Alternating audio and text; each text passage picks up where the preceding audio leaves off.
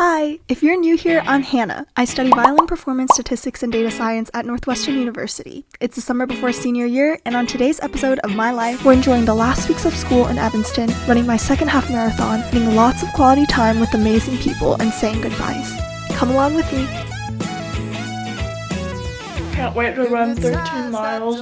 I'm physically in so much pain right now. We're stuck in a snowstorm. No. She did make it.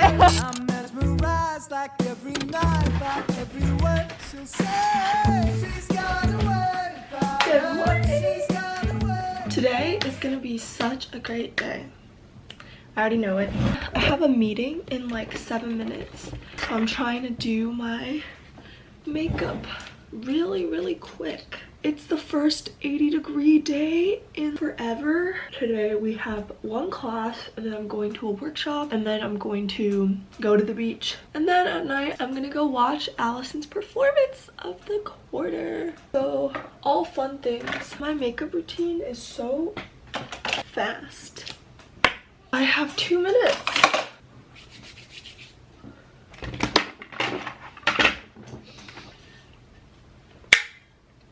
I'm gonna hop on this meeting. Group badges, my case number. Let's pack for the beach. With the end of every year in college comes this period of deep reflection and contemplation. Because I'm sure for lots of people out there, each year in college changes us as people at an insane pace. I feel like our growth is on this exponential trajectory right now, which explains how fast we're all changing and how fast the time is going by. Freshman and sophomore year truly flew by. Looking back, I was still a kid, just having fun, figuring things out as I went. But junior year felt very different. It was the first year I was living off campus, and somehow we got a house, a nice 15-minute walk from school, which meant no more dining hall, figuring out how to cook as a cooking hater, and this sense of true school and life separation that felt totally different from the years before. Autumn and I are on our way. Never been happier. Supposed to be in class, but that's okay. Oh yeah, that's okay. She said she was gonna be here at 2:30. It's like 1. And with that distance, both mental and physical, I also started to notice something else. This year brought so much deeper connection. Whether it was with my best friend Allison, who's also my roommate, or with my chamber group, or with my church community, the connections I formed were just like so much deeper. There were so many nights where it'd just be me, Allison, and sometimes her boyfriend, just yapping about life, about values, about anything and everything. I am lactose intolerant. What? They have sweet potato today. I've also spent so many late, and I mean late, nights with my chamber group, just enjoying each other's company, teasing each other, goofing around, laughing until we cried. And I found such a safe space with the seniors at my church.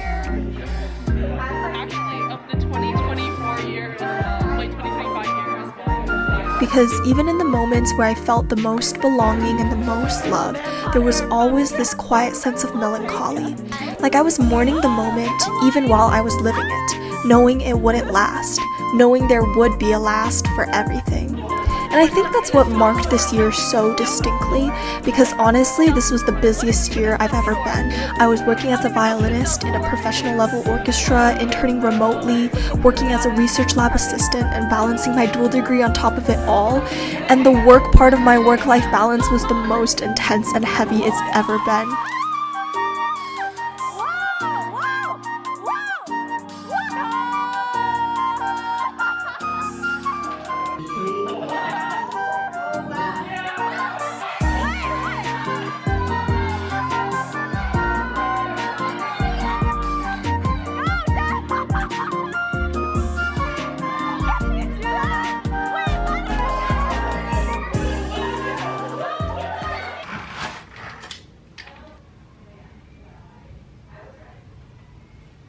Amaretto sour. What does that mean? I don't know what that means. It's the most delicious alcoholic drink I've ever had. Oh. And I definitely felt that toll. But when I think about this year, it's not the work that stands out, but the relationships. There's so many people on our street. I think it's because it's Dillo Day, and obviously we live in a house, so people are partying it up. Everyone looks so adorable.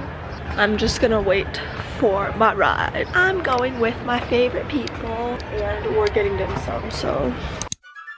Not just the number of people in my life, but the quality, because I genuinely feel so loved by these people. People I can be fully myself around. Have you ever ran a half before? No. No? Maybe you should do it next year. I've never ran before. And I'm honestly at a loss for words, because I've never experienced anything like this before. Growing up, I never really opened up to people in this way, partly because of how I was raised, partly because of who I am. But in college, in this environment, in this season, junior year is when all those relationships truly blossomed for me. It's when I found my people. And that's where the melancholic part creeps in. Maybe it's because we've passed the halfway point of college, which means we're 1 year closer to everyone going their separate ways. And the seniors I've grown close to are the first sign of that. Mom and Dad. What? Saying goodbye to people who I actually hold so close to my heart. It hurt in a way that I wasn't fully ready for. I don't know this girl code. What am I supposed to do? Today's the big day. Can't wait to run 13 miles. I haven't run in like 3 weeks. Oh my god. Let's go.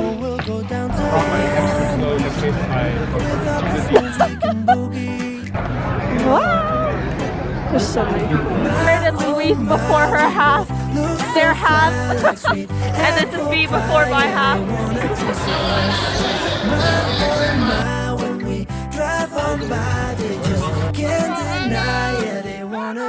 Guys,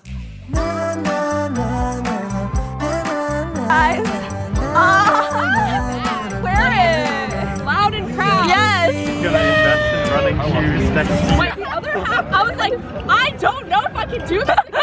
Holy crap, like, at the last 1.5 miles, or the last 2 miles, I'm just gonna go for it. And I was like, I don't even know if I can keep running, period. Except for the last, like, 100 meters. Let's go. And it's funny because since coming to college, I've never felt truly homesick, but right around this last week of school of junior year, I started to feel this throbbing pain as I was saying goodbye to the seniors. And all of a sudden, I just had this intense desire to just be back home, to be back with my parents and my sister, to feel safe and to feel surrounded by people who aren't leaving. And suddenly it all made a lot of sense, because all the relationships that meant the world to me this past year started to feel so temporary, so fragile under the weight of time and life moving forward. And it really hurts. It hurts to say goodbye, and it made me think maybe I should just go back to how I used to be, to just keep being myself, don't get close with people. But then I remember, it was so beautiful. The memories I made, the love that I felt and do feel right now, the bond that I shared with these people, it was beautiful. And maybe that's the point. Maybe now I get to take all the growth I've experienced with them and carry it forward. Maybe that's what makes it so sacred, that I got to have it in the first place. Because when I didn't let people in, I never felt this kind of beauty, this kind of joy, this kind of grief. And when I think about it that way, the pain feels beautiful. That doesn't mean it's any less real or any less painful, but it's really beautiful. And your family and your friends, and give them a round of applause. Oh, this is so adorable. Lena! Yes! I didn't know. So you can do your best.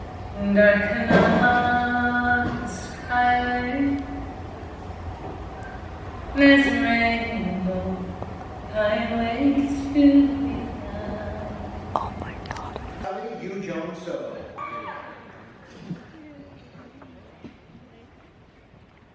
Congratulations. Sustain you. Helps you reach this. He graduated from Northwestern University with interdisciplinary. There's a bluebird that lives in my front yard. He comes and he goes, but She did never make it. very far. Yes, as always.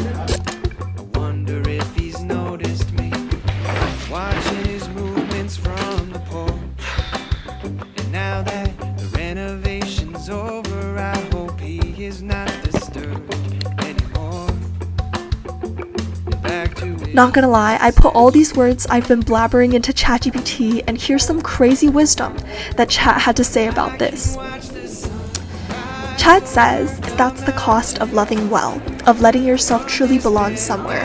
You've stepped into something so few people allow themselves to experience, the vulnerability of real connection, and the ache of knowing it can't last forever in the way it once was. That's what love is. Not the ability to hold on to people forever, but the decision to let their presence change you for good. And the ache you're feeling now, that's the mark of how deeply your soul has been moved. This pain you feel, it's sacred. It's not evidence that something's gone wrong. It's evidence that something real has happened, that you loved well, that you were known, that you belonged. And if that's what the end of a season feels like, then what a glorious, beautiful season it must have been. It's the most beautiful red in a landscape of yellows and greens. Brings back old memories.